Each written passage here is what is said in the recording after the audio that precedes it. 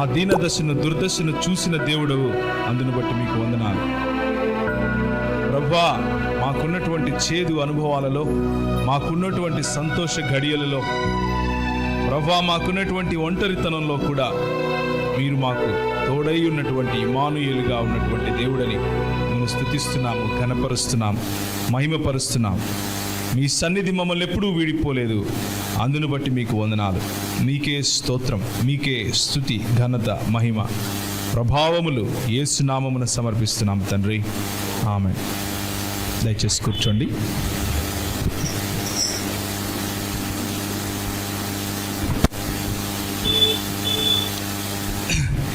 నెల్లూరు పట్టణంలో మీరు మిమ్మల్ని అందరినీ చూడటం మొట్టమొదటిసారి ఈ సంఘంలో దేవుని వాక్య పరిచర్య కోసం ప్రభు మీ మధ్యకి తీసుకురావటం నాకు చాలా సంతోషంగా ఉంది. ఆయనను అందుని బట్టి, అదేవిధంగా ఈ సంఘ కాపరులు మరియు సంఘంలో ఉన్నటువంటి నాయకత్వం నాకు ఇచ్చినటువంటి ఈ అవకాశాన్ని బట్టి మొదటి దేవునికి, తర్వాత సంఘ నాయకత్వానికి కూడా మనస్ఫూర్తిగా కృతజ్ఞతలు తెలియజేసుకుంటున్నాను. మీరు ఈరోజు ఆదివారం దేవుని యొక్క సన్నిధిలో గడపటానికి మీరు పూనుకొని దేవుని యొక్క సన్నిధిలోకి రావటం చాలా సంతోషం. ఎందుకంటే చాలామంది గడపాలనుకుంటారు, గడపలేకపోతారు. చాలామందికి గడిపే అవకాశం దొరకదు. చాలామందికి ఈ దేవుని యొక్క సన్నిధి ఏమిటో కూడా తెలియదు. దేవుని సన్నిధిలో ఉన్న ఆనందము, ఆయన సన్నిధిని వెతుక్కుంటూ వెళ్ళే వాళ్ళ జీవితాల్లో ఉన్నటువంటి ఆ పండుగ అనే ఆ వాతావరణం ప్రజలకు తెలియదు. కానీ మీరు ఈరోజు ధన్యులు. ఎందుకు అంటే యేసు ప్రభువు యొక్క మహాకృపను బట్టి మీరు రక్షింపబడ్డారు, దేవుని సంఘంలో కట్టబడ్డారు, దేవుని సంఘంలో ఎదుగుతున్నారు. అందును బట్టి దేవునికి మరొకసారి కృతజ్ఞతాస్తుతులు చెల్లించుకుందాం. అయితే నేను దేవుని వాక్యంలో నుంచి కొన్ని విషయాలు మీతో మాట్లాడతాను. దేవుని వాక్యంలో ఉన్నది ఉన్నట్లుగా నేను దేవుని వాక్యంలోనే చదువుతూ ఉన్నప్పుడు మీరు ఇది ఎక్కడ ఉందో ఆలోచించండి, కానీ బైబిల్లో చూడక్కర్లేదు. ఓకే, సో దేవుని వాక్యంలో నుంచి నేను చదివేటప్పుడు మీరు దాన్ని జాగ్రత్తగా వినండి. నేనేం చేయబోతున్నానో మీరు ఒకసారి గమనించి చూడండి. ఆదివారమున తెల్లవారుజామున ఇంకనూ చీకటిగా ఉండగా మరియా యేసు సమాధి వద్దకు వెళ్ళెను. సమాధి మీద ఉంచబడిన రాయి పొర్లించబడి ఉండుట చూచి ఆమె ఏడ్చుచూ ఉండెను. సమాధి బయట ఆమె నిలబడి తొంగి చూడగా తెల్లటి వస్త్రములు ధరించుకొని ఉన్న ఇద్దరు దేవదూతలు యేసు శరీరము ఉంచబడిన తలవైపున ఒకరు, కాళ్ళ వైపున ఒకరు కూర్చునియుట ఆమె చూసెను. అప్పుడు వారు, అమ్మా, ఎందుకు ఏడ్చుచున్నావు అని ఆమెను అడుగగా, మరియా, నా స్వామిని ఎవరో తీసుకొని పోయారు, ఎక్కడ ఉంచితిరో కూడా నాకు తెలియదే అని ఏడ్చుచూ వెనుకకి తిరగగా ఆమె వెనుక యేసు నిలబడి ఉండుట ఆమె చూచెను. అయితే ఆమె ఆయన యేసు అని గుర్తించలేకపోయాను. ఆమె తోటమాలి అనుకుని, అయ్యా, నీవు నా ప్రభువును మోసుకొని పోయినచో నాతో చెప్పుము, నేను వచ్చి ఆయనను ఎత్తుకొని వచ్చేదను అని చెప్పాను. అందుకు యేసు ఆమెను చూచి మరియా అని పిలవగా, రబ్బుని అని ఆమె యేసు వైపుకు తిరిగాను. అందుకు యేసు, నన్ను ముట్టుకొనవద్దు, నేను ఇంకనూ తండ్రి వద్దకు ఎక్కిపోలేదు. అయితే నా సహోదరుల వద్దకు వెళ్ళి, నేను మీ తండ్రియు నా తండ్రియు, మీ దేవుడును నా దేవుడును ఆయన వాని యొద్దకు ఎక్కిపోవచ్చున్నాను అని చెప్పమని చెప్పాను. ఇది మొదటి భాగం. అయితే ఈరోజు పునరుత్థాన దినమైనటువంటి ఆదివారము యేసు ప్రభువు లేచినటువంటి దినం. ఆదివారము యేసు ప్రభువు శత్రువు పైన, సాతాను పైన, చీకటి పైన విజయాన్ని సాధించి తిరిగి లేచినటువంటి దినం. అయితే లోకంలో విజయానికి చాలా చాలా రకాలైనటువంటి అర్థాలు ఉన్నాయి. మన పూర్వీకులను రాక్షసులని పేర్లు పెట్టి చంపి వాళ్ళు పండగ చేసుకుంటూ ఉంటారు. చంపితే వచ్చిన విజయం గురించి నేను మాట్లాడటం లేదు. మనల్ని బ్రతికించే ప్రక్రియలో వచ్చినటువంటి విజయం గురించి నేను మాట్లాడుతున్నాను. దేవుడు కృపాసత్య సంపూర్ణుడిగా మన మధ్య నివసించినటువంటి యేసు ప్రభు మన కోసం, నీ కోసం, నా కోసం, మన పాపాల్లో మనం చచ్చి ఉన్న సమయంలో, మనము ఎట్టకేలకు అస్సలు పనికిరాని జీవితంలో ఉన్న మన సమయంలో ఆయన మన కోసం, నీవు ఏ సిలువలో అయితే వేలాడాలో, ఏ పాపానికి తగిన శిక్ష అయితే నువ్వు పొందాలో, ఆ పాప శిక్షను ఆయన పాపిగా కాదు, పాపముగా భరించి తిరిగి లేచినటువంటి విజయ దినం ఇది. ఆ విజయోత్సవంలో మనం ఉన్నాం. అందుకనే మనకు పండుగలు పబ్బాలు అన్నవి సాంస్కృతికం కాదు. మనకు పండుగలు పబ్బాలు అన్నవి జీవన శైలి. సాంస్కృతికము అంటే ఏదో ఒకరోజు వస్తుంది, ఏదో ఒకరోజు మనం పెట్టుకుని చేసుకోవాలి. కానీ క్రైస్తవ జీవన శైలే ఒక పండుగ లాంటిది. ఎందుకు అంటే అనుక్షణం ఈ పునరుత్థాన దినాన్ని మనము అనుభవిస్తూ ఉంటాం. క్రైస్తవ సంఘము అనుభవాల గుండా వెళ్ళే సమాజం.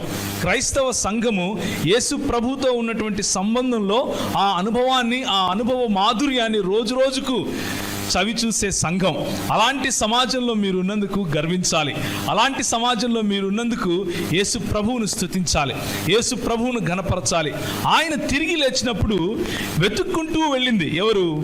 మరియా. ఆయనను ఎక్కడైతే ఉంచారో ఆ ప్రాంతానికి వెళ్ళింది. ఆ సమాధి దగ్గరికి వెళ్ళినప్పుడు ఆమె నిజానికి చెప్పాలి అంటే మరియా దాదాపు 3 సంవత్సరాలు యేసు ప్రభువు చేసినటువంటి పరిచర్యను చాలా దగ్గరగా ఉండి చూసింది. ఈ మరియా ఎవరో తెలుసా? లూకా సువార్త, మార్కు సువార్త, ఈ 2 సువార్తల్లో మనం గనక చూసినట్లయితే ఈ మరియా ఇంకెవరో కాదు. ఏ మరియలో నుంచి అయితే దేవుడు 7 దయ్యాలను వెళ్ళగొట్టాడో ఆ మగ్దలేనే మరియ గురించి మాట్లాడుతున్నాం. అంటే ఈ మరియా దేవుని వైపు నుంచి స్వస్థతను రుచి చూసింది. యేసు ప్రభువు యొక్క సన్నిధిలో ఉన్నటువంటి స్వస్థతను రుచి చూసింది. ఈమె అనుభవాలు యేసు ప్రభువుతో చాలా దగ్గరగా ఉన్నాయి. ఎంత దగ్గరగా ఉన్నాయి అంటే ఆయన మాట్లాడే మాటలు బహుశా చాలా దగ్గరగా వినింది. ఆయన చేసినటువంటి సూచక క్రియలు బహుశా చాలా దగ్గర నుంచి చూసింది. ఆయన 5,000 మందికి 5 రొట్టెలు 2 చేపలు పంచుతూ ఉంటే బహుశా చూసింది. ఆయన మరణాన్ని దగ్గర నుండి చూసింది. కానీ ఆయన చెప్పిన మాటలలో ఒక మాటను మాత్రం మర్చిపోయిందేమో అనిపిస్తూ ఉంది. ఆయన చెప్పిన మాటలలో ఒక మాట ఏమిటి అంటే, నేను మనుష్య కుమారుడు ఈ లోక సంబంధమైనటువంటి అధికారుల చేతికి అప్పగింపబడి మృతులలో నుండి తిరిగి లేచుట అగత్యము అని ఆయన ఒకటికి రెండు సార్లు తన శిష్యులతో చెబుతూ ఉంటే, తన శిష్యులలో ప్రాముఖ్యంగా ఉన్నటువంటి ఈ మగ్దలేనే మరియ కూడా విన్నది. కానీ ఆ మాటను పాపం మర్చిపోయింది. చాలాసార్లు మన జీవితాలు కూడా ఇలాగే ఉంటాయి. చాలాసార్లు తిరిగి లేచినటువంటి ప్రభువును మనం ఇంకా సమాధిలో వెతుకుతూ ఉంటాం. చాలాసార్లు ఆయన ఇచ్చినటువంటి మాటలు మనకున్నటువంటి క్రైసిస్లో, మనకున్నటువంటి ఉపద్రవంలో, లేకపోతే మనకున్నటువంటి కష్టకాలంలో గుర్తుకు రావు. ఎందుకు గుర్తుకు రావు అంటే ఆయన మాటలు మనము మర్చిపోయే అవకాశం కూడా ఉంది. ఆయన మాటలు, నా గొర్రెలు నా స్వరము వినును అని ప్రభు అంటూ ఉంటే, అప్పుడప్పుడు గొర్రెలు స్వరాన్ని విన్నా కానీ ఆ కాపరి చెప్పిన మాటలు మర్చిపోయే అవకాశం ఉంది. అదే విషయం మగ్దలేని మరియకు జరిగింది. ఆమె నా ప్రభువును నేను కోల్పోయాను అన్న బాధలో, నా ప్రభువు మమ్మల్ని విడిచిపెట్టి వెళ్ళిపోయారు అన్న బాధలో, నా ప్రభువుని నేను చూడాలి అన్న బాధలో, అయ్యో ఇప్పుడు నాకు ఎవరు నాయకుడు, ఈ చిన్న మందకు కాపరి ఎవడు అన్న ఆలోచనలో బహుశా ఉదయాన్నే లేచి ఆమె బయలుదేరింది. ఇంకొక సువార్త అనుసారంగా గనక చూస్తే, ఆయనకు సుగంధ ద్రవ్యాలు పూయటానికి మగ్దలేనే మరియయు, క్లెఫా తల్లి అయిన మరియయు, అలాగే ఇంకొక మరియలు చాలా మంది ఉన్నారు కదా, అందరూ కలిసి వెళ్తారు. సలోమియు వెళ్ళి మార్కు సువార్త అనుసారంగా అక్కడ ఆయనను చూస్తారు. ఆయన లేడు అన్న సంగతిని తెలుసుకుంటారు. చీకటి ఉండగానే, ఇంకా రాత్రిగా ఉండగానే, లేకపోతే ఇంకా సూర్యుడు రాక మునిపే ప్రభువును వెతికే కార్యక్రమంలో అయితే పడ్డారు. కానీ ప్రభువు ఇచ్చినటువంటి ఆ మాటను మాత్రం మర్చిపోయారు. ఒకసారి యోహాను సువార్తకి వెళ్తారా? యోహాను సువార్త 20వ అధ్యాయము మొదటి వచనం నుంచి నేను మీకు చెప్పాను. కానీ 2, 3, 4, 5 వచనాలు మాత్రం 6 వచనాలు మాత్రం నేను చెప్పలేదు. అందులో మనం ఏం చూస్తాము అంటే మగ్దలేనే మరియ మాత్రమే కాదు, ఆమె వెళ్ళి అక్కడ రాయి పొర్లించబడి ఉండట చూసిన తర్వాత వెంటనే పరిగెట్టుకొని వచ్చి ఆమె ఎవరికి చెప్పింది? పేతురుకు మరియు తక్కిన శిష్యులకు చెప్పింది. పేతురు మరియు ప్రభువును చాలా దగ్గర నుండి ప్రేమించినటువంటి ఒక శిష్యుడు అని రాయబడి ఉంది అక్కడ. ఆ శిష్యుడు ఇంకెవరో కాదు, ఈ సువార్త రాసినటువంటి యోహాను మరియు పేతురు కలిసి అక్కడికి వెళ్ళారు. వెళ్ళి చూశారు. పేతురు ఆయనకున్నటువంటి ఆ ఉత్సాహంలో పరిగెట్టుకుంటూ వెళ్ళాడు. ఈయనకంటే ముందు వెళ్ళిపోయాడు. వంగి నారబట్టలు పడి ఉండట చూచాడు, కానీ సమాధిలో ప్రవేశించలేదు. ఆయనకు డౌట్, ఆయనకు సమస్య. అయ్యో ఏమైపోయింది? ఇంతవరకేమో ఆయన వచ్చి మమ్మల్ని ఏదో ఉద్ధరిస్తాడు అనుకున్నాం. ఆయన వచ్చి మమ్మల్ని ఏదో ఈ రోమియుల సామ్రాజ్యం నుంచి తీసుకొని వెళ్ళిపోయి మరి క్రీస్తు అనగా మాకొక రాజుగా వస్తాడు అని అనుకున్నాం. అదే సువార్తను ప్రకటించాం. ఇప్పుడు చూస్తేనేమో ఆయన శరీరమే లేదు ఇక్కడ అన్నటువంటి, ఒకవేళ బహుశా అలాంటి ఆలోచనలో పడిపోయాడేమో. కానీ యోహాను మాత్రం అప్పుడు మొదట సమాధి యొద్దకు వచ్చిన శిష్యుడు లోపలికి పోయి చూచి నమ్మెను అని ఉంది. చూచి నమ్మెను అని ఉంది. ఆయన మృతులలో నుండి లేచుట అగత్యమును లేఖనమును వారింకను గ్రహింపరైరి. ఆయన మృతులలో నుండి లేచుట అగత్యము అన్నటువంటి లేఖనము ఇంకనూ వారు గ్రహింపనైరి. కూర్చున్నటువంటి వారిలో ఇంకా యేసు ప్రభు మృతులలో నుండి లేచుట అగత్యము అన్న విషయాన్ని ఇంకా గ్రహింపని వారు ఎవరైనా ఉంటే ఈరోజు మీతో నేను సూటిగా అడగదలుచుకున్నాను. యేసు ప్రభు మీ జీవితంలో తిరిగి ఆయన పునరుత్థానుడయ్యాడా? లేకపోతే ఇంకా యేసు ప్రభు మీ జీవితంలో మరి శిలువ పైన వేలాడే క్రూసిఫిక్స్లో ఉన్నటువంటి ఒక శరీరంగా కనిపిస్తూ ఉన్నాడా? యేసు ప్రభు మీ జీవితంలో మీరు ఏ అనుభవాల గుండా అయితే వెళుతున్నారో ఆ అనుభవాలలో ఇంకా సమాధిలో ఉన్న యేసును వెతుకుతూ ఉన్నారా? లేక లేఖనములు చెప్పిన ప్రకారంగా మృతులలో నుండి తిరిగి లేవటం అగత్యము అని చెప్పే క్రీస్తు మీ జీవితంలో రియాలిటీ లేకపోతే సత్యముగా ఉన్నాడా అన్న ప్రశ్న మిమ్మల్ని నేను సూటిగా ఈరోజు అడుగుతున్నాను. ఎందుకు అంటే లోకంలో చాలామంది క్రీస్తులు అవైలబుల్లో ఉన్నారు. మార్కెట్లో ఎవరికి తోచినట్లు వాడొక క్రీస్తును చిత్రీకరించేసుకున్నాడు. ఎవరికి తోచిన క్రీస్తు వాళ్ళు మార్కెట్లో అమ్మేస్తూ ఉన్నారు. ఎందుకు అంటే కొంతమంది కేవలము చనిపోకుండా ఉన్నటువంటి క్రీస్తును మాత్రమే ప్రకటిస్తున్నాము, మేము కూడా మీరు మీలాగనే అనేవాళ్ళు ఉన్నారు. కొంతమంది క్రీస్తు చనిపోయాడు కానీ సిలువ ఎక్కించబడ్డాడు కానీ చనిపోయింది మాత్రం క్రీస్తు కాదు, యేసు మాత్రమే అనేవాళ్ళు ఉన్నారు. అదేంటి యేసు క్రీస్తు వేరా అని అంటే అవును అని అనేవాళ్ళు ఉన్నారు. కొంతమంది క్రీస్తు చనిపోయాడు తిరిగి లేచాడు కానీ ఆయన దేవుడు కాదు, కేవలము ఒక మానవుడు మాత్రమే అనేవాళ్ళు ఉన్నారు. కొంతమంది కాదు ఆయన మానవుడు కానే కాదు, ఆయన సంపూర్ణంగా దేవుడు మాత్రమే అనేవాళ్ళు ఉన్నారు. మీరు నమ్మే క్రీస్తు ఏ క్రీస్తు? మీరు వెదికే క్రీస్తు ఏ క్రీస్తు? లేఖనములు 66 పుస్తకాలు ఉన్నటువంటి బైబిల్ గ్రంథంలో చెప్పబడిన క్రీస్తు సంపూర్ణముగా దేవుని రహస్యముగా చెప్పబడినటువంటి క్రీస్తు, దేవుని జ్ఞానముగా చెప్పబడినటువంటి క్రీస్తు, మృతులలో నుండి అగత్యము ఆయన లేచుట అగత్యము అని చెప్పిన క్రీస్తు. ఏ క్రీస్తు అయితే సత్యమై ఉన్నాడో ఆయన మీ జీవితంలో తిరిగి లేచాడా అన్నదే నా ప్రశ్న. ఆయన తిరిగి లేచినప్పుడు ఆయన మన జీవితాలలో కార్యం చేస్తాడు. ఎలాంటి కార్యాలు చేస్తాడో ముందు మనం చూస్తాం.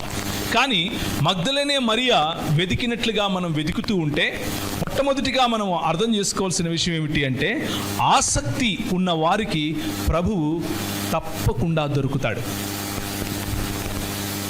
ఆసక్తి ఉన్న వారికి ఆయన తప్పక తన దర్శనాన్ని చూపిస్తాడు, తప్పక తన ప్రత్యక్షతను చూపిస్తాడు. ఆసక్తి లేకుండా తిరిగే వాళ్ళకి వాళ్ళు సమయాన్ని వృధా చేసుకుంటారే కానీ కేవలము సంఘానికి రావాలి కాబట్టి సాంస్కృతికంగా, లేకపోతే ఏదో చర్చికి వెళ్ళాలి, మా అమ్మ నాన్న వెళ్తున్నారు నేను వెళ్ళాలి, లేకపోతే మా కుటుంబస్తులు వెళ్తారు నేను వెళ్ళాలి, లేకపోతే మా కులస్తులు వెళ్తారు నేను వెళ్ళాలి, లేకపోతే ఇంకేదో కారణాన్ని బట్టి ఉత్సాహం లేకుండా ఆశ లేకుండా యేసును తెలుసుకోవాలి అన్నటువంటి డిజైర్ లేకుండా గనక మనము కేవలం ఒక సామాజిక దృక్పథంతో క్రైస్తవ సంఘంలో ఉంటే మనకంటే దరిద్రమైన బతుకు ఇంకొకటి లేదు. మనం ఆలోచించుకోవాలి. మనకంటే దరిద్రమైన బతుకు ఇంకొకటి లేనేలేదు.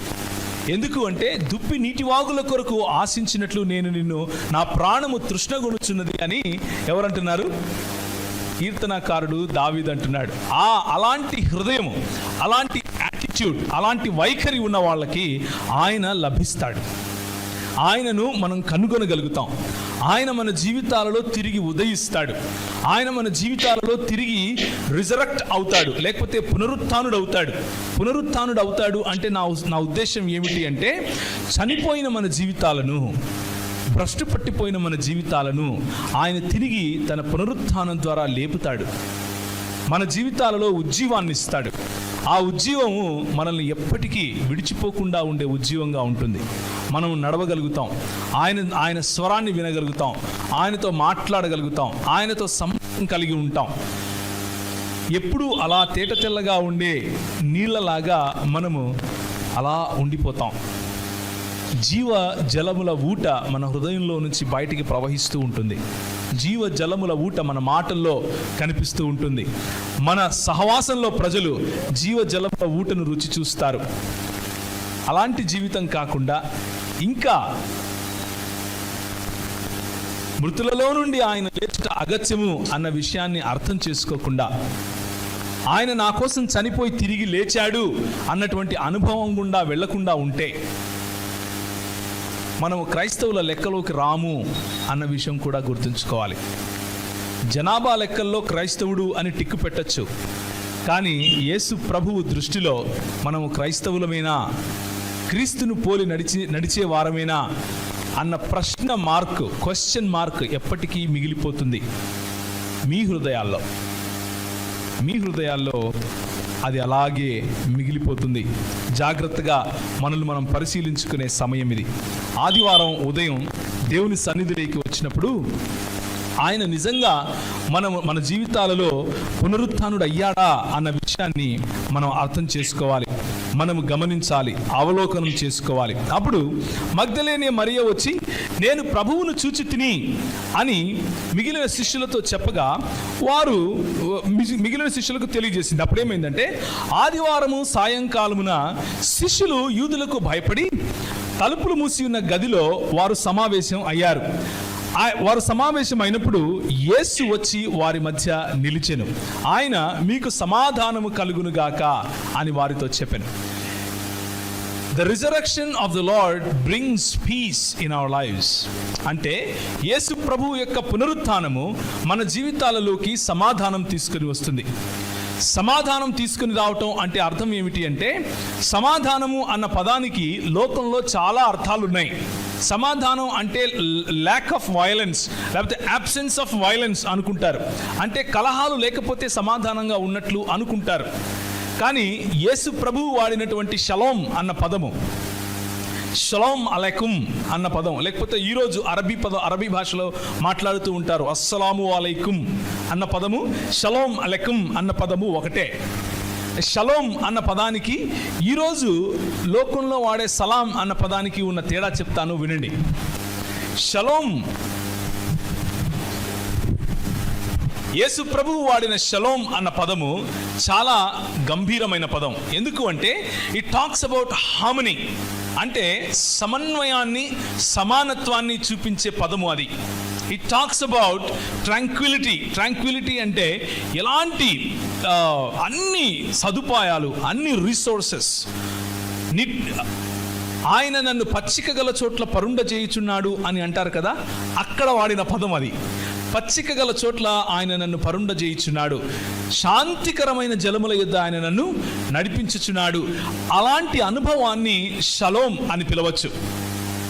షలోమ్ అని అన్నప్పుడు కేవలము మనకున్నటువంటి ఇబ్బందులు లేకపోయేది కాదు. షలోమ్ అన్న అనుభవం ఎలాంటి అనుభవం అంటే ఫుల్ ఆఫ్ జస్టిస్, అంటే న్యాయము రాజ్యము ఏలుతూ ఉన్నప్పుడు షలోమ్ అని పిలవాలి. న్యాయము మాత్రమే రాజ్యము ఏలుతూ ఉన్నప్పుడు షలోమ్ అని పిలవాలి. విజయోత్సవములో మనం జీవిస్తూ ఉన్నప్పుడు షలోమ్ అని పిలవాలి. అన్ని రకాల సదుపాయాలు లేకపోతే వనరులు మనకు మన జీవితాన్ని చాలా ఆనందమయంగా జీవించటానికి ఉపయోగపడే అన్ని రకాల వనరులు మనకు అందుబాటులో ఉన్నాయనుకోండి, అలాంటి అనుభవాన్ని షలోం అనుభవం అంటారు. యేసు ప్రభువు తిరిగి లేచినప్పుడు షలోం అని పలికాడు. ఎందుకు పలికాడు అంటే, ఒక విశ్వాస జీవితంలో ఆయన he is the source of all goodness. మన జీవితాలకు కావలసిన అన్ని రకాల మంచి, మన జీవితానికి కావలసిన అన్ని రకాల విజయాలు, మన జీవితానికి కావలసిన అన్ని రకాల ఆశీర్వాదాలు, మన జీవితానికి కావలసినటువంటి అన్ని రకాల నిండుతనము ఇవ్వటానికి ఆయన మాత్రమే సోర్స్, ఆయన మాత్రమే ఇవ్వగలవాడు. కనుక ఆయన అంటున్నాడు, నేను మీకు షలోం ఇస్తాను, నేను మీకు షలోం ఇస్తున్నాను. My peace I give to you, not the peace that the world gives you. లోకము ఇచ్చు సమాధానము కాదు, కానీ నేను నా సమాధానమును మీకు ఇచ్చుచున్నాను అంటాడు. ఆయన సమాధానానికి లోకమిచ్చే సమాధానానికి తేడా అది. లోకమిచ్చే సమాధానంలో సుఖము వెతుకుతాం, ఆయన ఇచ్చే సమాధానంలో సంతోషం ఉంటుంది. లోకమిచ్చే సమాధానంలో వస్తువులు ఉంటాయి, వస్తువుల పైన ఆ సమాధానం ఆధారపడి ఉంటుంది. ఆయన ఇచ్చే సమాధానంలో మన లేమిలో కూడా మనం సమాధానంగా ఉంటాం. లోకమిచ్చే సమాధానంలో మనము సంబంధాలపైన మన గుర్తింపును ఆధారపరుచుకుంటాం. Our identity depends on our relationships. ఆయన ఇచ్చే సమాధానంలో ఆయనే మన గుర్తింపుగా ఉంటాడు. లోకమిచ్చే సమాధానం మనం ఒకటి కోల్పోయినప్పుడు, మనలో బాధ కలిగినప్పుడు మనము పట్టరాని ఒక రకమైనటువంటి ఉద్వేగంలో వెళ్ళిపోతాం. కానీ ఆయన ఇచ్చే సమాధానం ఎల్లప్పుడూ అలా ఉండిపోయే సమాధానం. అందుకనే ఒకసారి మీరు గమనిస్తే దానియేలు గ్రంథంలో షడ్రకు మెషకు అబేద్నెగోలను తీసుకుపోయి ఎక్కడేశారు? అగ్నిగుండంలో వేశారు. వాళ్ళు అన్నారు, నెబుకద్నెజరు రాజా, నెబుకద్నెజరు నువ్వు అనుకుంటున్నావు పెద్ద తోపుగాడివని, మమ్మల్ని తీసుకొచ్చి ఇందులో వేశావు. మా దేవుడు మమ్మల్ని రక్షించటానికి సమర్థుడు, ఆయనను తప్ప వేరే వారిని ఆరాధించే స్తుతించే ప్రసక్తే లేదు. ఒకవేళ ఆయన మమ్మల్ని రక్షించకపోయినా సరే నువ్వు పెట్టిన బొమ్మకు మాత్రం ముఖ్య ప్రసక్తే లేదు. ఈ అనుభవాన్ని షలోం అనుభవము అంటారు. ఇలాంటి అనుభవం అంటే అగ్నిగుండంలో మనం నివసిస్తూ ఉన్నా, అగ్నిగుండంలో మనల్ని పడవేసినా కానీ ఆయన యొక్క సమాధానం, ఆయన యొక్క సన్నిధి మనకు తోడుగా ఉండటం. అప్పుడు ఆ రాజు అంటాడు, మనం ముగ్గురిని పడేసాం కదా, ఈ నాలుగో ఆయన ఎవరు? Who is this fourth man? ఈ నాలుగో వ్యక్తి ఎవరు? ఇంకెవరో కాదు, మన ప్రభు అయినటువంటి యేసు వారికి ఇచ్చినటువంటి షలోం అనే సమాధానం, షలోం అనే ఆయన సన్నిధి. ఆయన సన్నిధి సకల ఆశీర్వాదాలకు, సకల సంతోషానికి కారణం. ఆయన సన్నిధి పచ్చిక గల చోటు, ఆయన సన్నిధి జీవ జలముల ఊట, ఆయన సన్నిధి సకల ఆశీర్వాదాలు మనకు ఇవ్వటం మాత్రమే కాదు, కానీ మన ద్వారా ప్రవహిస్తూ 10 మందికి సకల ఆశీర్వాదాలు ఇవ్వగల అనుభవం. ఆ అనుభవాన్ని షలోం అంటారు. కాబట్టి యేసు ప్రభువు యొక్క పునరుత్థానం మన జీవితాలలో షలోం తీసుకొని వస్తుంది. ఇంకా మనము చనిపోయిన యేసుని వెతుకుతూ ఉంటే, ఆయన ఎక్కడ ఉన్నాడు అన్నటువంటి పరిస్థితిలో ఉంటే మనము ఈ అనుభవాన్ని ఇంకా చూడలేదు అన్న విషయాన్ని నేను మీకు గుర్తు చేస్తున్నాను. రెండవ విషయం, యేసు ప్రభువు యొక్క పునరుత్థానము మనకు ఆయన ఇచ్చినటువంటి ప్రామిస్, ఆయన చేసినటువంటి వాగ్దానాన్ని పరిపూర్ణం చేస్తుంది, సంపూర్ణం చేస్తుంది. 21వ వచనం, అప్పుడు యేసు మరలా మీకు సమాధానము కలుగునుగాక, తండ్రి నన్ను పంపిన ప్రకారము నేను నిన్ను పంపుచున్నాను అని చెప్పెను. ఆయన ఈ మాట చెప్పి వారిపైన ఊది పరిశుద్ధాత్మను పొందుడి అని చెప్పాడు. తండ్రి ఏ విధంగా అయితే నన్ను విశ్వసించాడో, తండ్రి ఏ విధంగా అయితే నా జీవితంలో నన్ను పంపించి మీ జీవితాల కొరకు మరి నా ప్రాణాన్ని సైతం పెట్టమన్నాడో, మీ పాపములను క్షమించమన్నాడో, ఒకవేళ నన్ను స్వీకరించిన వారు లేదు, నువ్వు నాకు అక్కర్లేదు అంటే సరే అని చెప్పి వారి విశ్వాసానికి వారిని విడిచిపెట్టే పని నేను ఏదైతే చేస్తున్నానో అదే పనిని, అదే అధికారంతో నేను మిమ్మల్ని పంపుతున్నాను అంటాడు. The resurrection of Jesus Christ, Yesu Kristu యొక్క పునరుత్థానము మన జీవితాలలోనికి ఏం తీసుకొస్తుంది? అధికారాన్ని తీసుకొని వస్తుంది. మన జీవితాలలోనికి యేసు ప్రభువు ఇచ్చే అధికారం మనం పొందుకుంటాం. పరిశుద్ధాత్మను పొందుడి, మీరు ఎవరి పాపములను క్షమింతురో అవి వారికి క్షమింపబడును, ఎవరి పాపములు మీరు నిలిచియుండనిత్తురో అవి నిలిచియుండునని వారితో చెప్పెను. ఈ అధికారం, ఈ షలోం, ఏ షలోం అయితే ఈ దేవుడు ఆదాము హవ్వలను సృష్టించి ఏదెను వనంలో పెట్టాడో అక్కడ షలోం అన్నటువంటి అనుభవం వాళ్ళు చూస్తుంటారు. షలోం అన్నటువంటి అనుభవంలో ఉన్న తరువాత వాళ్ళకు అర్థం కాని విషయం ఏమిటి అంటే, వాళ్ళు ఏదో దేవుడు ఒక తోటలో ఉంచేశాడు, ఆయన ఒక మాట మనకు చెప్పేశాడు, ఇక మేము అందులోనే ఉండిపోవాలేమో అని అనుకున్నారు. కానీ ప్రభు అన్నాడు, మీరు ఈ తోటలో పని చేయండి, మీరు ఈ తోటను సాగు చేయండి, ఫలించండి, విస్తరించండి, ఈ లోకం పైన రాజ్యం చేయండి అని అన్నాడు. ఆయన ఇచ్చినటువంటి ఆ తోట దేనికి చిహ్నంగా ఉంది అంటే, సమస్తమైనటువంటి న్యాయానికి చిహ్నంగా ఉంది, హార్మనీకి చిహ్నంగా ఉంది. అందులో ఒక ఆర్డర్ ఉంది, అందులో ఖేయాస్ లేదు, అంటే కన్ఫ్యూజన్ లేదు. అలాంటి పరిస్థితిలో వారిని ఉంచి వారికి అన్ని జంతువులపైన అధికారాన్ని ఇచ్చి పేర్లు పెట్టమని చెప్పి, అన్ని ఫలాలకు పేర్లు పెట్టమని చెప్పి, అన్నిటిపైన అధికారం ఇస్తే ఆ అధికారాన్ని ఒక్క ప్రశ్నకు అమ్ముకున్నాం. ఏంటా ప్రశ్న? మీరు దేవుళ్ళు అవుతారా, మీరు దేవుళ్ళు లాంటి వాళ్ళేనా అన్నాడా ఆయన. అలా అనగానే ఒక్క బిస్కెట్ వేసాడు అంతే, ఫ్లాట్గా పడ్డాం, బోర్లా పడిపోయి మన చేతిలో ఉన్న అధికారాన్ని, మన చేతిలో ఈ భూమిపైన మనకున్న సుప్రిమసీ అంటే మానవులుగా మనకిచ్చినటువంటి ఔన్నత్యాన్ని కోల్పోయి దేవుని సమానత్వాన్ని, క్షమించండి, దేవుని స్వరూపాన్ని మాత్రము ఉంచుకొని మిగిలిందల్లా అమ్మేశాం ఒక్క అబద్ధానికి. పాపము మనల్ని పట్టింది. పాపము మనల్ని పట్టినప్పుడు మనం అధికారం కోల్పోయాం. ఇప్పుడు మన పైన అధికారం చేసేది ప్రభువు కాదు, మన పైన అధికారం చేసేది పాపం. మన పైన రాజుగా ఉన్నది యేసు కాదు, మన పైన రాజుగా ఉన్నది పాపం. సాతానుడు ఆ పాపాన్ని ఉపయోగించుకొని మన పైన రాజ్యం చేస్తున్నాడు. అధికారలేమి లేకపోతే ఈ సాతానుకు, ఈ ఇహలోక సంబంధమైన దేవతకు బానిసలం అయిపోయాం. యేసు ప్రభు వచ్చి మన పైన ఊరి పరిశుద్ధాత్మను పొందుడి అని చెప్పినప్పుడు we are getting our authority back. మనము ఆ అధికారాన్ని తిరిగి సంపాదించుకుంటున్నాం, మనము కోల్పోయిన అధికారాన్ని తీసుకుంటున్నాం. ఇప్పుడు నా దేవుడు నువ్వు కాదు, నా ప్రభువు పాపము కాదు, నా ప్రభువు దేవుడే, నా ప్రభువు యేసే అని ప్రకటించడాన్నే సువార్త ప్రకటించడం అంటారు. సువార్త చెప్పరు, ప్రకటిస్తారు. అర్థం ఏంటి అంటే, నువ్వు ఒక ఇంట్లో రాజు పుట్టాడు అనుకోండి, ఒక ఇంట్లో కొడుకు పుట్టాడు అనుకోండి, రాజు ఇంట్లో, కైసరు ఇంట్లో కొడుకు పుడితే కైసరు దండోరా వేయిస్తాడు, అందరికీ చెప్పిస్తాడు, ఇప్పుడు మీకు ఒక యువరాజు పుట్టాడు, లేకపోతే రాజు, మీకు కాబోయే రాజు పుట్టాడు, ఇప్పుడు మీరు ఆయన ప్రభుత్వం క్రిందికి రాబోతున్నారు అని ఏ దండోరా అయితే వేయిస్తాడో దాన్నే సువార్త, ఇవాంజెలియోన్ అని పిలిచారు వాళ్ళ భాషలో. అంటే రోమీయులు వాడినటువంటి రోమా భాష, లేకపోతే అప్పుడు లాటిన్ వాడారు, ఆ భాషలో గ్రీకు మరియు లాటిన్లు వాడారు. ఆ సమయంలో ఇవాంజెలియోన్ అన్న పదము అదే గాస్పెల్గా మారింది. ఇవాంజెలియోన్ అంటే అర్థం ఏమిటి అంటే శుభవార్త అని అర్థం. ఆ శుభవార్త ఏమిటి అంటే మీకు ఒక రాజు పుట్టాడు అని. అదే శుభవార్తను జ్ఞానులు వచ్చి వెతుక్కుంటూ వచ్చినప్పుడు హేరోదు ఏం చేశాడు? శుభవార్త వచ్చిందా, వాడిని వేసేయండి అన్నాడు. ఎందుకు అంటే రాజు పుట్టాడు అంటే ఇంకొక రాజు తట్టుకోలేడు. ఈరోజు మనం ప్రకటిస్తున్నటువంటి సువార్త ఏమిటి అంటే, యేసు క్రీస్తు లోకమునకు రాజయున్నాడు. Jesus Christ is the lord of all. Yesu Kristu అందరికీ ప్రభువు.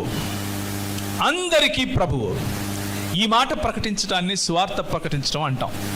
యేసు క్రీస్తు మన జీవితాలకు ప్రభువు అవ్వాలి అంటే, మనం పోగొట్టుకున్న అధికారాన్ని మనం తిరిగి సంపాదించాలి అంటే, మనం పోగొట్టుకున్నటువంటి షలోం తిరిగి మనల్ని సంపాదించుకోవాలి అంటే, ఆయన వాక్యానుసారముగా మొట్టమొదటిసారిగా మనం అర్థం చేసుకోవాల్సిన విషయం ఏమిటి అంటే, ఆయన మన జీవితాలలో తిరిగి లేవాలి. ఆయన మన జీవితాలలో పునరుత్థానం చెందాలి. ఆయన మాట నేను మృతులలో నుండి లేచుట అగత్యము అని ఆయన చెప్పిన మాటను మనం విస్మరించటానికి వీలు లేదు. అలా విస్మరించకుండా ప్రభు మనకిచ్చినటువంటి మాటను గనక జ్ఞాపకం చేసుకుని ఆయన షలోమ్ను, ఆయన అధికారాన్ని వెనక్కి తీసుకుంటే ఆయన అంటాడు, ఆయన మనపై ఊది పరిశుద్ధాత్మను పొందుడి, మీరు ఎవరి పాపములను క్షమిస్తారో వారి పాపములు క్షమించబడతాయి అంటున్నాడు. అంటే మనల్ని దేవుళ్ళం అయిపోతామని కాదు. మనం వెళ్ళిపోయి నిన్ను ఓకే నీకు ఇచ్చేసాను అదేదో ఆ కాలంలో పోపు ఫర్గివ్నెస్ సర్టిఫికేట్లు అమ్ముకున్నాడంట. అలాంటిది అని కాదు. మీరు ఎవరి పాపములు క్షమిస్తారో వారి పాపములు క్షమింపబడతాయంటే అర్థం ఏమిటి అంటే, మీరు ఈయన రాజ్యాన్ని ప్రకటించినప్పుడు, యేసు అనే రక్షకుడు వచ్చేశాడు అని ప్రకటించినప్పుడు, యేసు అనే రాజు పుట్టాడు అని ప్రకటించినప్పుడు, ఇప్పుడు ఆయన మన అధికారాన్ని మనకు వెనక్కి ఇవ్వబోతున్నాడు అని ప్రకటించినప్పుడు, ఎవరైతే ఆ రక్షణ సువార్తను అంగీకరించి మీకు తోడుగా నిలబడతారో, ఎవరైతే మీరు ప్రకటించిన రాజ్యంలో భాగస్వాములు అవుతారో వారి పాపములు క్షమించబడినట్లు, వారి పాపములు క్షమించబడినట్లు. ఎవరైతే మీరు ప్రకటించినప్పుడు మాకు అక్కర్లేదు ఈ రాజు అంటాడో, మాకు అక్కర్లేదు ఈ రక్షణ అంటారో వారి పాపములు నిలిచి ఉండనిచ్చినట్లు. ఈ అధికారం మీకిచ్చాడు, ఈ అధికారం సంఘానికి ఇచ్చాడు, ఈ అధికారం నీకిచ్చాడు. నువ్వు కోల్పోయినటువంటి షలోమ్ను, నువ్వు కోల్పోయినటువంటి అథారిటీని, అధికారాన్ని ఆయన తిరిగి నీకు ఇచ్చాడు. అధికారం అనగానే మనవ సృష్టిని సృష్టించినటువంటి ఈ యేసు ప్రభు, సృష్టిపైన రాజ్యం చేసే ఈ యేసు ప్రభు, సృష్టిని తన మాట చేత కలుగును గాక అంటే కలిగింది. అలాంటి యేసు ప్రభు తన అధికారం మొత్తాన్ని ఎక్కడ ఉపయోగించాడు అంటే, తన పై వస్త్రాన్ని విప్పి తన శిష్యుల దగ్గరికి వచ్చి నేను నీ పాదాలు కడగాలి అంటున్నాడు. ఆ అధికారం గురించి మాట్లాడుతున్నాను. నువ్వు నాతో 1 మైలు నడవరా అని పిలిస్తే 1 మైలు ఏంటి, నాకు అధికారి యేసు 2 మైళ్ళు వస్తా అని చెప్పే అధికారం గురించి మాట్లాడుతున్నాడు. అలాంటి అధికారం నీకు ఆయన ఇస్తాడు. మీరు ఎవరి పాపములను క్షమించనిత్తురో అవి క్షమింపబడతాయి, ఎవరి పాపములు నిలిచి ఉండనిత్తురో అవి నిలిచి ఉండబడతాయి. ఇది ప్రభువు మీకిచ్చినటువంటి అధికారం.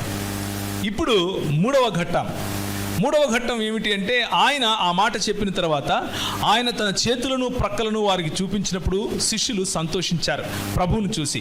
అయితే ఆయన వారికి ప్రత్యక్షమైన దినాన 12 మందిలో ఒకడైనటువంటి దిదిమా అనబడిన తోమా వారితో కూడా లేకుండెను.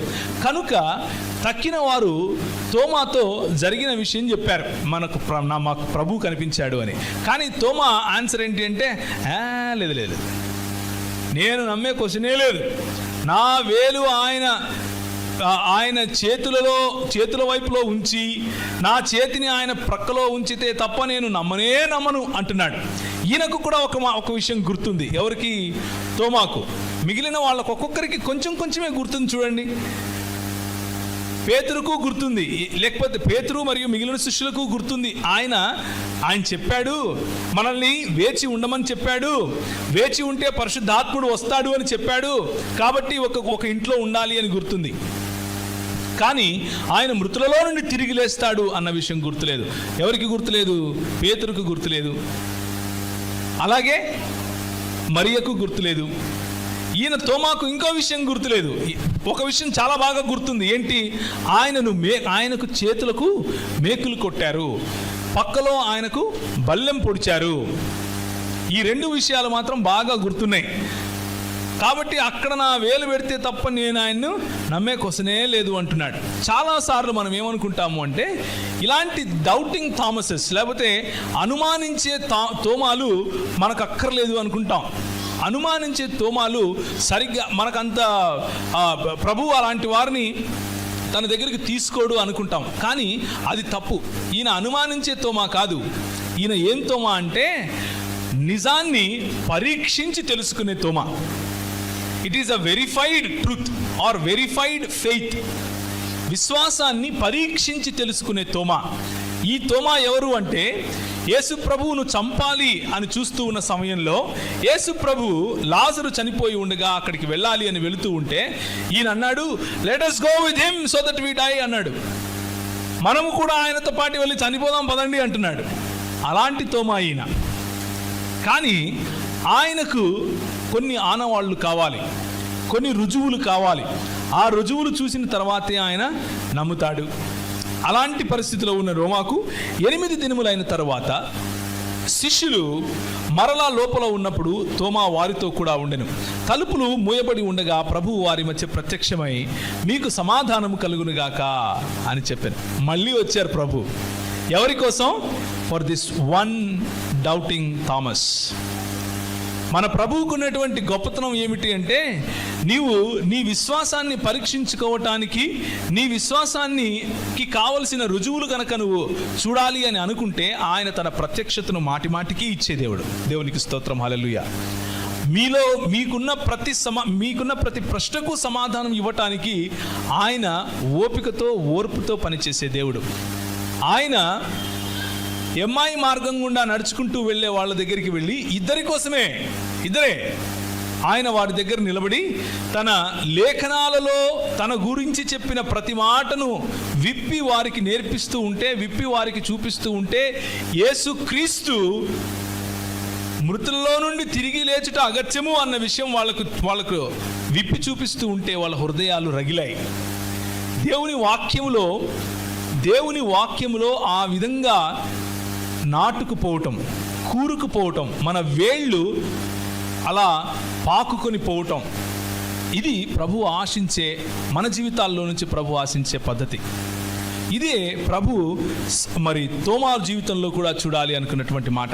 ఆయన అప్పుడు ఆ సమాధానం కలుగునుగా కన్న తర్వాత తోమాను చూచి, వేలు చాచి నా చేతులు చూడుము, నీ చెయ్యి నా ప్రక్కలో ఉంచుము, అవిశ్వాసివి కాక విశ్వాసివి అవ్వుము, విశ్వాసివై ఉండుము అని చెప్తున్నాడు. అవిశ్వాసివి కాక విశ్వాసివై ఉండుము. ద థర్డ్ థింగ్, మూడవ విషయము, the resurrection of Jesus Christ brings faith in our life. Yesu ప్రభువు యొక్క పునరుత్థానము మన జీవితాలలో అవిశ్వాసాన్ని తీసేసి విశ్వాసాన్ని సమకూరుస్తుంది. యేసు ప్రభువు యొక్క పునరుత్థానము మన జీవితాలలో అవిశ్వాసాన్ని తొలగించి విశ్వాసాన్ని ఉంచుతుంది. అందుకు తోమా అలా జరిగిన తర్వాత తోమా అంటాడు, నా దేవా, నా ప్రభువా. యేసు ప్రభువు ఆ మాట విని, నేను దేవుని కాదు అన్నాడా? అనలేదు. ఆయన తోమా ఇచ్చిన ఆ ఆరాధనను స్వీకరించాడు. Verified faith is always acceptable. అంటే పరీక్షించి తెలుసుకున్నటువంటి నీ విశ్వాసం, పరీక్షించి వేళ్ళూరినటువంటి నీ విశ్వాసం ఎప్పుడూ ప్రభు తృణీకరించడు. ఎప్పుడూ అలాంటి ఆరాధనను తృణీకరించడు, దాన్ని స్వీకరిస్తాడు. కాబట్టి ఈరోజు ఉదయకాల సమయంలో నేను మిమ్మల్ని ఆహ్వానిస్తున్నాను.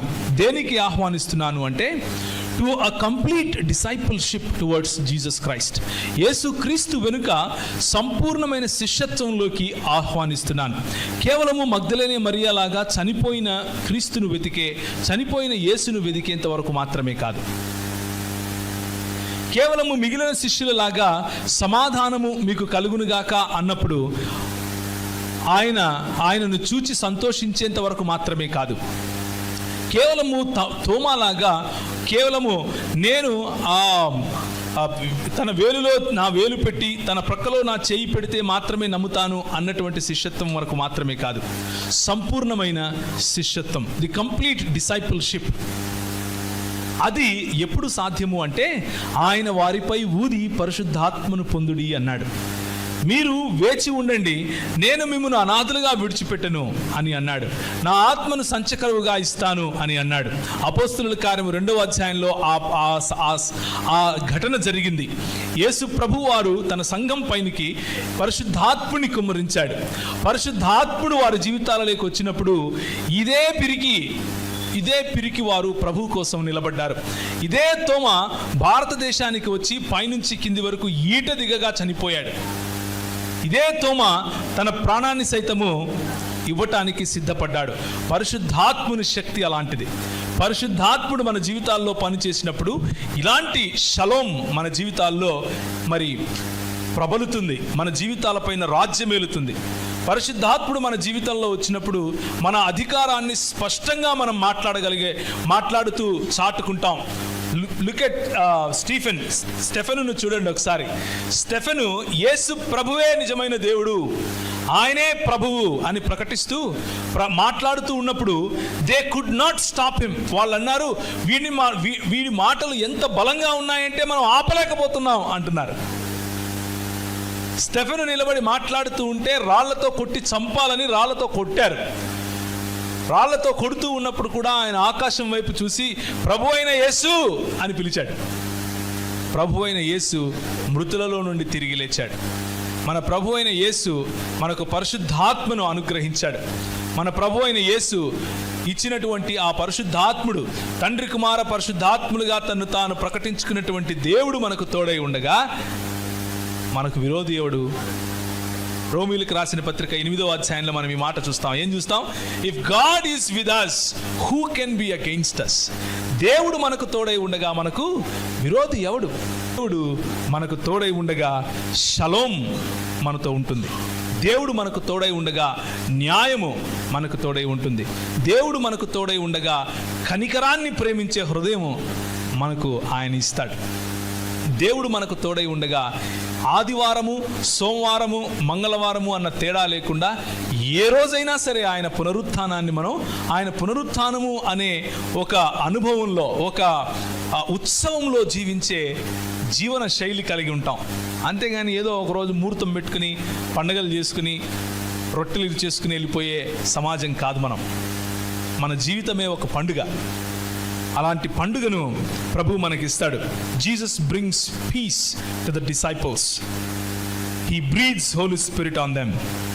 యేసు ప్రభు ఇచ్చినటువంటి, లేకపోతే మనకు యేసు ప్రభువును మృతులలో నుండి లేపినటువంటి పరిశుద్ధాత్ముడు మనకు తోడుగా లేకపోతే మనము ఏ క్రైస్తవం అయితే చాటుతున్నామో అది కేవలము గుడ్డు పైపొర లాంటిది. పైకి చూస్తే గట్టిగా ఉంటుంది, అలా అంటే లొట్ట లోపల ఏమీ ఉండదు. పరిశుద్ధాత్ముడు లేని పరిచర్య అలాగే ఉంటుంది. పరిశుద్ధాత్ముడు లేని క్రైస్తవ జీవితం కూడా అలాగే ఉంటుంది. పరిశుద్ధాత్ముడు మన జీవితాలలో పనిచేసినప్పుడు, పరిశుద్ధాత్ముడు మన జీవితాల్లో ప్రతి క్షేత్రాన్ని, ప్రతి స్ఫియర్ అంటాం కదా, every sphere of our life ఆయన కంట్రోల్ లేకొచ్చినప్పుడు, ఆయన నియంత్రణ లేకొచ్చినప్పుడు మనం ఫలిస్తాం.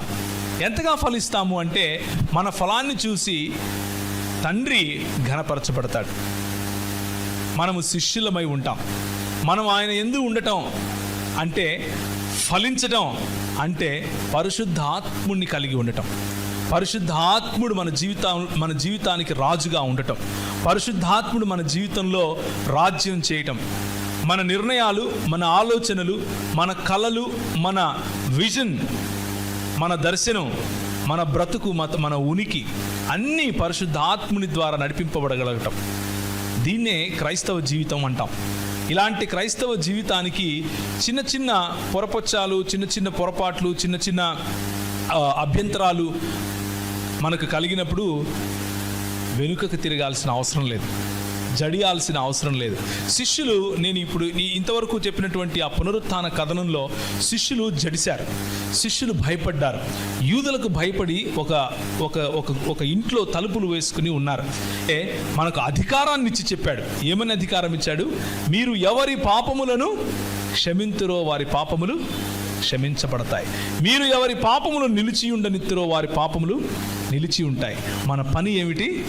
ఆదివారము ఈ బల్లలో పాల్గొంటూ ఉన్నప్పుడు, బల్లలో చేయి వేసేటప్పుడు మనం ఏం ప్రకటిస్తున్నాం? ఆయన తిరిగి రానయ్యున్నాడు, ఆయన ప్రభువు. ఆయన మరణ పునరుత్థానాలను ప్రకటిస్తూ ఉండడం కోసమే ఈ బల్లను మనం జ్ఞాపకం చేసుకుంటూ ఉంటాం. ఆయన తిరిగి లేచినప్పుడు మనం ఏం గుర్తు చేసుకుంటూ ఉన్నాము అంటే, సార్వత్రిక క్రైస్తవ సంఘంలో ఆయన ఈ రోజుకు కూడా అంతే సక్రియంగా ఉన్నాడు. సార్వత్రిక క్రైస్తవ సంఘంలో ఎన్ని సమస్యలు వచ్చినా, ఎంత ఉపద్రవం వచ్చినా, ఎన్ని రకాలుగా మనల్ని అణగదొక్కాలని ప్రయత్నం చేసినా, ఇవన్నీ కూడా మన ప్రభువు చెప్పాడు కనుకనే జరుగుతున్నాయి అన్న విషయం గుర్తు చేసుకుంటూ ఉంటాం. మనం ఏం గుర్తు చేసుకుంటాం బల్లలో చేయి వేస్తున్నప్పుడు అంటే ఆయన మన పట్ల చూపించినటువంటి ప్రేమను గుర్తు చేసుకుంటూ ఉంటాం. ఆయన మనకు తిరిగి సంపాదించి పెట్టినటువంటి అధికారాన్ని గుర్తు చేసుకుంటూ ఉంటాం.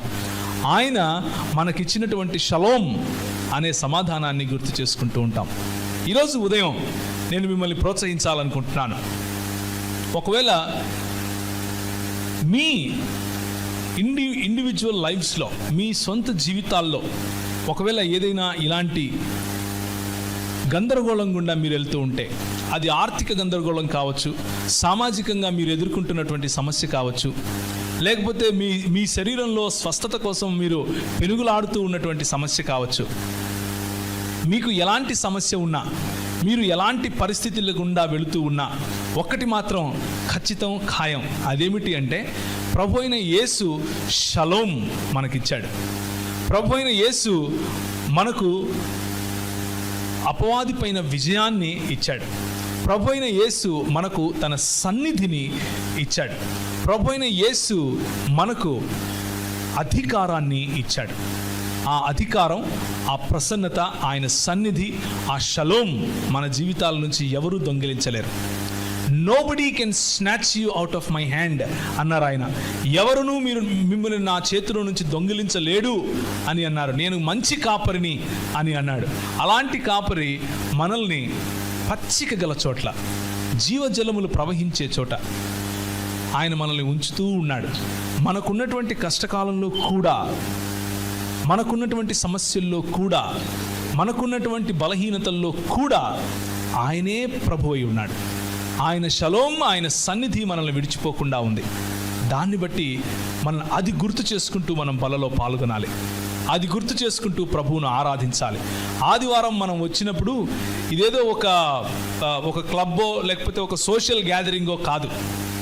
ఇది కేవలం ఒకరినొకరిని చూసుకుని అక్క బాగున్నావా, అన్న బాగున్నావా, చీర బాగుందే, ఏడగొన్నావా ప్యాంటు, ఇది కాదు. మనం ఎందుకు వచ్చాము అంటే ఆయన్ను జ్ఞాపకం చేసుకోవటానికి, ఆయన్ను గుర్తించటానికి,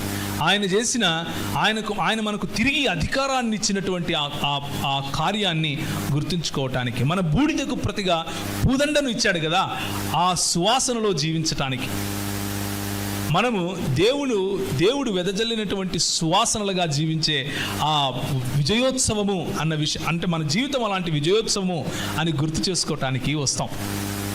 కాబట్టి ఎలాంటి కలకలం మీ హృదయంలో లేకుండా, ఎలాంటి రెండవ ఆలోచనలు మీ హృదయంలో లేకుండా, దేవుని వైపు చూస్తూ, దేవుణ్ణి స్తుతిస్తూ, దేవుణ్ణి ఆరాధిస్తూ మన జీవితాలు గడిపేందుకు ఆయన మనకు ఒక మంచి అవకాశం ఇచ్చాడు అని ఆయన స్తుతించాలి.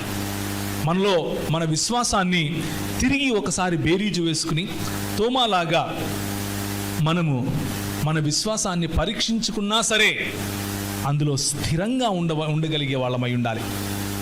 అందులో స్థిరంగా జీవించే వాళ్ళమై ఉండాలి. అందులో స్థిరంగా జీవించటానికి కావలసిన పరిశుద్ధాత్ముడు మనకు అందుబాటులో ఉన్నాడు. ఆయన మనతో ఉన్నాడు.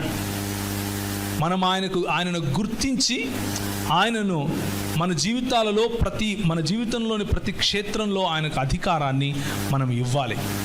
మన సొంత అధికారం కాకుండా, మన సొంత పడిపోయినటువంటి జీవితంలో ఆయనకు అధికారం ఇస్తే మనము జయించిన వారికంటే అధికులంగా మారతాం, జయించిన వారికంటే గొప్పవారిగా ఉంటాం. ఇది క్రైస్తవ సమాజంలో ఈరోజు ముఖ్యంగా యువతకు అవసరమైన మాట. క్రైస్తవ యువత కూర్చున్న వాళ్ళు జాగ్రత్తగా ఈ విషయాలను గమనించండి. పరిశుద్ధాత్ముని శక్తి చేత మనం జీవించాలి. పరిశుద్ధాత్ముని శక్తి చేత మనం మాట్లాడాలి. పరిశుద్ధాత్ముని శక్తిలో మనం నడవాలి. పరిశుద్ధమైన జీవితాన్ని మనం కోరుకోవాలి. మన ప్రభువు మన పైన ఊది పరిశుద్ధాత్మను పొందుడి అని చెప్పినప్పుడు ఒకే ఒక పర్పస్ ఇచ్చాడు. There is only one purpose. అది ఏమిటి అంటే, ఎవరి పాపములు మీరు క్షమించురో అవి క్షమింపబడతాయి, ఎవరి పాపములు మీరు నిలిచి ఉండనిత్తురో అవి నిలిచి ఉండబడతాయి. మీరు ప్రకటించటం మీ పని. మిమ్మల్ని స్వీకరించిన వాడు క్షమింపబడతాడు, మిమ్మల్ని తృణీకరించిన వాడి పాపములు నిలిచి ఉండబడతాయి. ఈ అధికారం మనకు ప్రభు ఇచ్చాడు. తలలు ఉంచి ఒకసారి ప్రభు వైపు చూద్దాం. అరే యార్